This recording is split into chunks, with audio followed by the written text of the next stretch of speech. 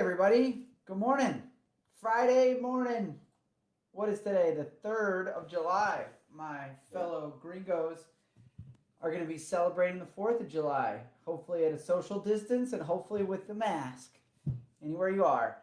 Anyway, good morning, everybody. This is Kent Davis reporting from Panama City, Panama, in my Sortis office again this week.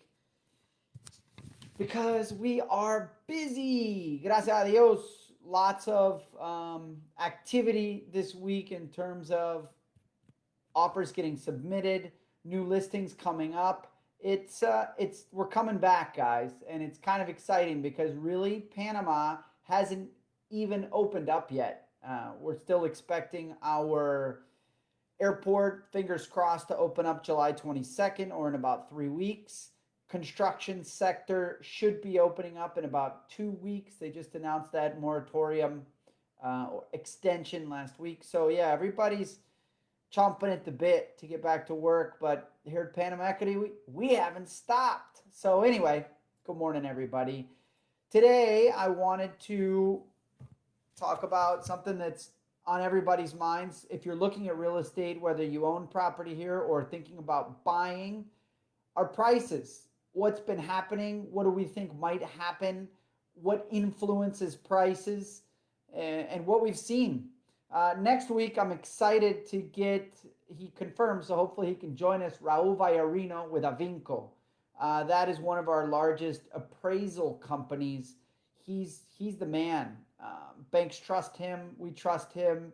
He's got a very good sense of the market. So I don't want to steal his thunder, but I did already talk to him, and I will be sharing some of my findings right now with him, from him, and also from a big private equity group. It's not private equity. It's an investment company that's behind 14 projects in Panama. They are the money side, the equity side of the developers. So they're the company that the developers pay or talk to bring in private money to get these projects out of the ground, and also the company that they pay to keep an eye on how the project's going. Anyway, got two great sources this week on what I'm about to tell you, which is the following. So let's talk about prices in Panama City first. Let's talk about what influenced those prices. Well, the first thing are the banks. And if you're just now joining me, I'm Kent Davis from Panama Equity Real Estate. I'm the managing director, been here for 13 years. And we do this every week. So yeah, happy to have all of you guys on here.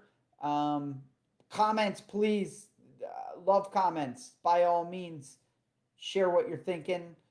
Call me out if you don't think I'm saying something you agree with, because dialogue's important, especially when we've got some uncertainty, right? Uncertainty being the market still hasn't really opened up yet. Funny enough, we can't get out and show properties as much as we'd like to. And of course, there are a lot of buyers sitting at the airport saying, "Pa cuando?" if they speak Spanish, or when can I get to Panama? Excuse me, and that's actually very reassuring. So let's talk about the banks. So obviously banks are important because they give money to buyers, or they make money available to buyers, and they also make money available to builders, new supply coming online. So talking to a gentleman who runs a fund that invests specifically in real estate. They've got 14 projects going on right now in Panama. I'm not going to say who they are just out of respect, but they're big fish, I would say. And they've got projects running the spectrum from, geographically diverse, Casco Viejo, Costa del Este, Bella Vista. They might even have something on in Arraijan, Chorrera, which is like a different market. Point being is they're definitely a good source, a good temperature on what's going on with the market right now in terms of banks. So what I've been told is that 20%, per the guidance they were given from their banks, because they work with a few of the big banks, per the guidance they've been giving, about 20% of the buyers of pre-construction real estate in Panama City are no longer going to be able to move forward with their purchases based on new guidance from the bank, i.e., how much you have to make, how long you have to be at your job, how stable is the company you work at. So based on new guidance from the bank and also based on those jobs disappearing. So we've got 20% of developers' sales are going to be gone. In other words, I'm a developer. I sold you an apartment. You signed an agreement. You gave me a letter from the bank saying, "Hey, I can, I got a mortgage. Here's my ¿cómo se dice?" Hold on, just a second. Yeah, I would say, yeah. Just make sure I want to make sure my hardware is working because I've got a new microphone. Okay, Matt Marks is on video tours. Así es, it's happening. Okay, banks, developers, 20% of that market is going to be wiped out because buyers can no longer move forward. That's coming from a very credible source. There's also going to be some delays on projects that haven't started yet, which, by the way, we love that. Because Panama for the last, 2 or 3 years, I believe, has been saturated with new developments, including, so right now, guys, there is, according to last month's report, I haven't gotten this month on June, so really these numbers are about, let's call it 45 days old. Future supply, supply for apartments for sale in Panama City from either being planned all the way to already done and unsold, but still owned by the developer, and including apartments in construction are roughly 27,000 units, okay? And we've talked about this in the past, but I think it's important to bring it up again. Of which 9,200 are still in the pre-sales stage where they haven't even started construction. That's very common for a developer to test the market, see if their concept works, put out a bunch of advertising, get all their permissions, and then say, you know what, woof, let's go ahead and cancel that. So basically 1/3 of all of the construction units that are being planned, 1/3 of the total body of apartments for sale in either pre-construction or existing but still owned by the developer are planned. And I have a feeling that of those 1/3, I have on good evidence or good circumstantial, opinions that about 80% of those projects are simply not going to happen. They're going to get canceled. People are going to get their money back, no problem.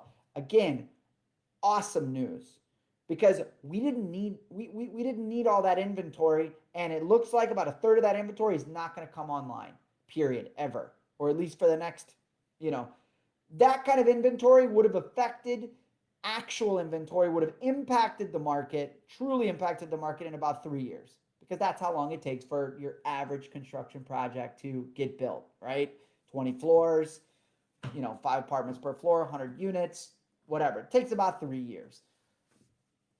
Again, that's positive news. We like that. We needed that to happen. So if you're thinking long-term on Panama, and guys, there are a lot of people still thinking long-term on Panama, this is a good thing.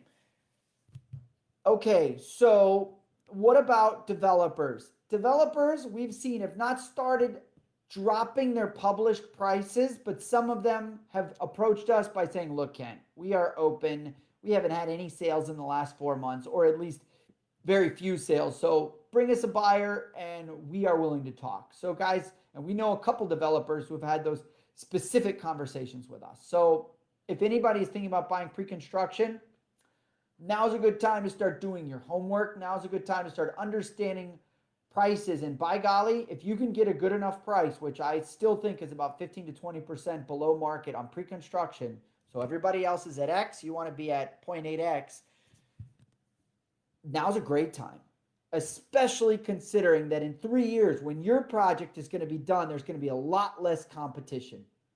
Another great time to buy pre-construction is right now on projects that are already completed, because you've got developers sitting on inventory. You've also got buyers who bought 3 years ago, 4 years ago when prices were lower that cannot close.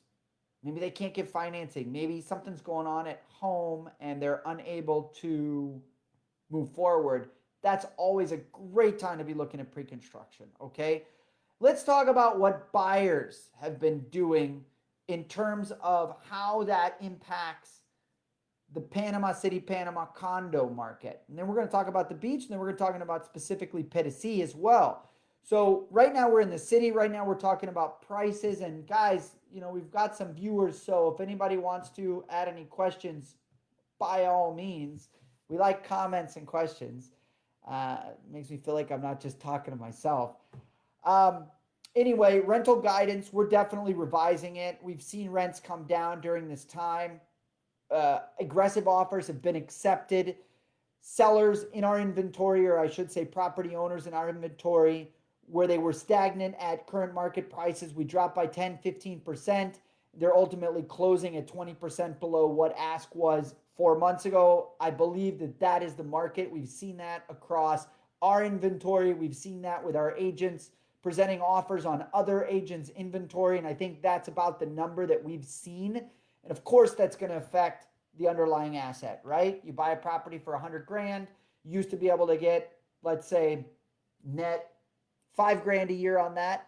Now it's more like net 4 grand a year on that. And if you still want to get 5% on your money, then maybe you'll offer $85,000 on that $100,000 example I just did. So it's all, anybody that knows real estate knows that it's all a function of so many different inputs: employment, government policies, liquidity, debt being available. All of these factors affect real estate markets. And this is what I've seen. We've got 16 people working for the company, and we're out there. We're out there showing properties. We're out there taking listings. We're out there every day talking to sellers, talking to other agents, watching these chat groups. I mean, golly, Matt Marks is with the company. He could tell you we've got so many darn chat groups that we're watching. The point is, we're in touch with the market. And in this market with no robust MLS, of course we have the MLS, but it doesn't represent 100% of our inventory yet. You have to be looking at all these different market inputs to get a sense of what's going on in the market. And that's our take in terms of the rental market and how that's affecting the underlying prices. Okay, we've got some questions. What do you think about the Hyde and Murray projects? Hey, Chris, thank you for asking. You're always we appreciate your comments and your questions. I like them both, two good developers. Hyde is already, the first tower is almost ready, and second tower is just getting started, which is a great time to be looking at a project, is when it's just getting out of the ground, because it's already out of the ground. And that's an important point of what I made 5 minutes ago, which is a lot of these projects that they're thinking about doing are going to get canceled. Murray is not out of the ground, but I have on good evidence directly from the developer that they already have their construction permit. They're just waiting for COVID to end, and then game on. And by COVID to end, I mean Block 3 to open, construction also to open. So yeah, both very good projects. Murray in particular, attractive price per square meter for Punta Pacifica, still attractive. Great location that's wedged between the former Trump Ocean Club and Grand Tower. You've got a cute little shopping center right down there. It's the kind of place you can walk around in. It's a good project. We've sold well. We've been selling that project because we believe in it. It's really good developers. And that's the name of the game, is track record. Because everybody can show you beautiful pictures, but it's what they deliver. And Murray is nice because it's also boutique. Not having too many neighbors is very interesting when you're sitting on a homeowners association board, when you need collective momentum to get little things fixed, versus a lot of these bigger buildings where most of the owners live abroad. Trump is probably 65 to 70% investor owned, which means it's 65 to 70% rental, which means those prices drop very quickly, because if you own a property and you want to get it rented, you are a lot more flexible in terms of lowering your price really quickly to get that unit rented out. And that is happening right now in that building. So if you're going to buy in that building, definitely very aggressive offers. Projects like that also available to make below market offers? Absolutely. Yeah, we've got a couple other projects. Price per square meter in Marais, I want to say, is around 2,600. Math, you could tell us. Hey, I like this. Attractive financing, Linea Blanca? Absolutely, Matthew. We've got a couple developers who are very open to developer financing, and that's a great pathway to get traditional bank financing. You get in with the developer, you put your money down, you get a registered mortgage with them, which gets registered in the Panamanian Association of Credit, and voila, you've got credit history. So yeah, some of these developers, Matthew, are offering financing at below bank rates, bank rate financing for foreigners on investment properties. Little hefty. It's about 6.5%, almost 7% when you build in the FESI, which is a 1% premium if it's your second property as an investment property. It's not actually for foreigners, it's for investors, is when the FESI comes in, is when you own your second property and they deem that as an investment property. Definitely offering other perks like Linea Blanca or White Line appliances. Now's the time, guys, and here's why now's the time, because in about 3 months, I'm starting to think that based on our pipeline, and I'm consistently getting this from all of my agents, and in fact, some of the competition, we are busier right now than we were this time last year. It's July 2020, July 2019, web leads, inquiries on the phone, WhatsApp, all of our different marketing channels. We got 100 of them. We watch them very closely. We are seeing more activity now than we were last year. What does that mean for a seller? What does that mean, more importantly, for a developer? Some developers might be panicking. They might not be panicking in 4 months. So there is a window here right now where if you say, you know what, I already know the market. I don't need to fly out there. I'm a buy and hold investor. I understand that my rents might not be what they were 4 months ago, but they might very well be better than, in 2 years what they are today. And Panama, by the way, will be a completely different place in 2 years. And that was one of the things I also wanted to talk about. So these big infrastructure projects are just getting started again. Cruise ship terminal, the bridge over the Americas. The government has authorized that these massive infrastructure projects, which drive tourism, which drive investment, which bring in more people for jobs and ultimately to live.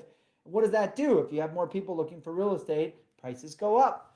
And that's going to be the case with these new infrastructure projects because they will directly impact two important factors of what drives real estate markets is tourism, at least in Panama it does, and quality of life. When you've got less traffic leaving the city on a Friday afternoon to go to the beach, going to the beach becomes part of your lifestyle. It kind of is right now because you can get to the beach pre-COVID on a Friday afternoon, you're going to spend an hour and a half, 2 hours, maybe even 2.5 hours.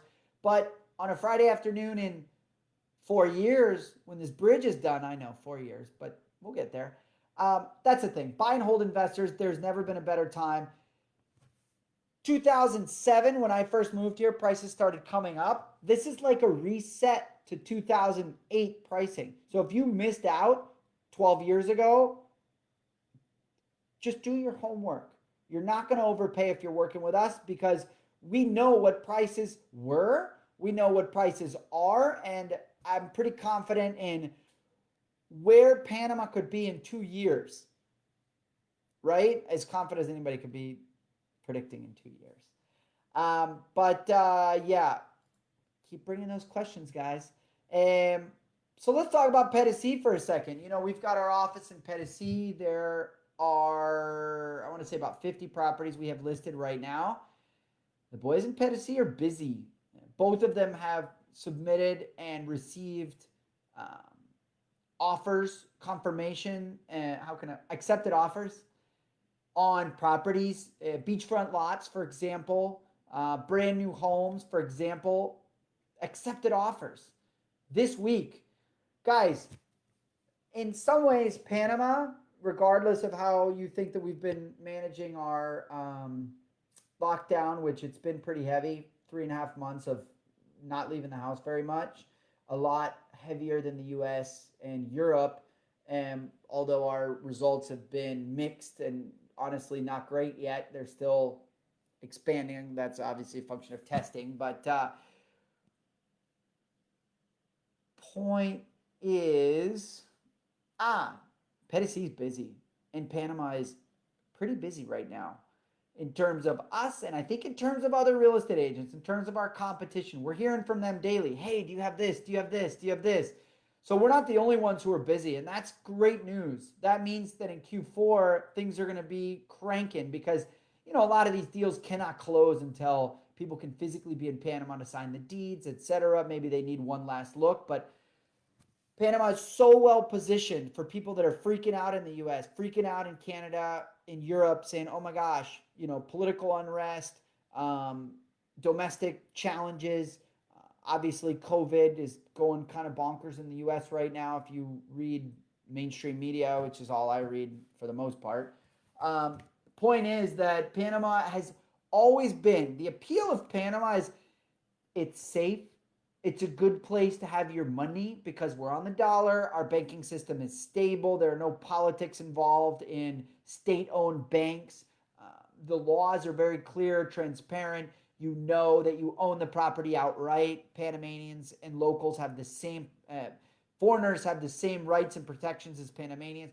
The point is, guys, COVID could be, and I never said this before, but it might end up being the best thing that could have happened to us, at least in the last year and a half, because prices were things in Panama were getting kind of expensive.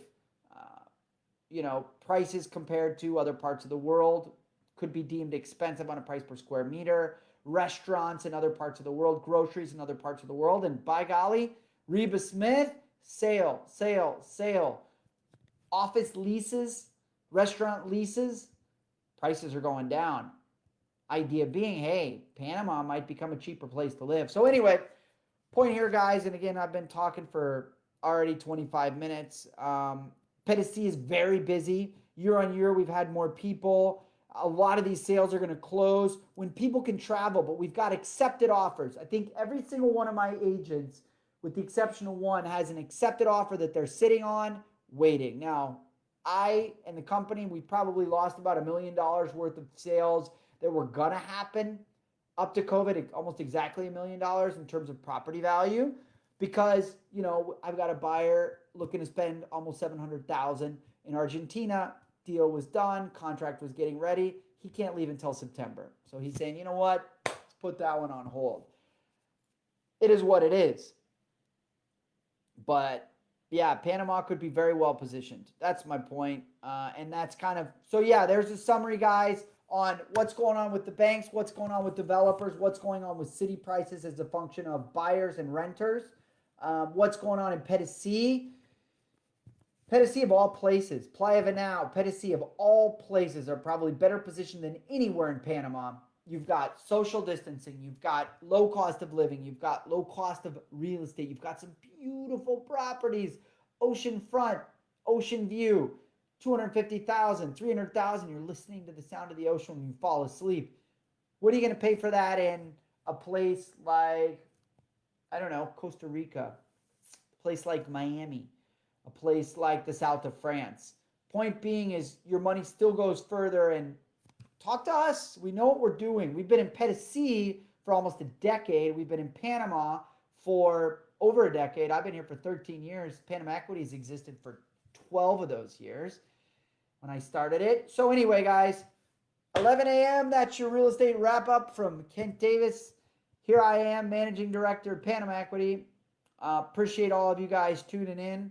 Thank you for your questions, and have a great day. Ciao.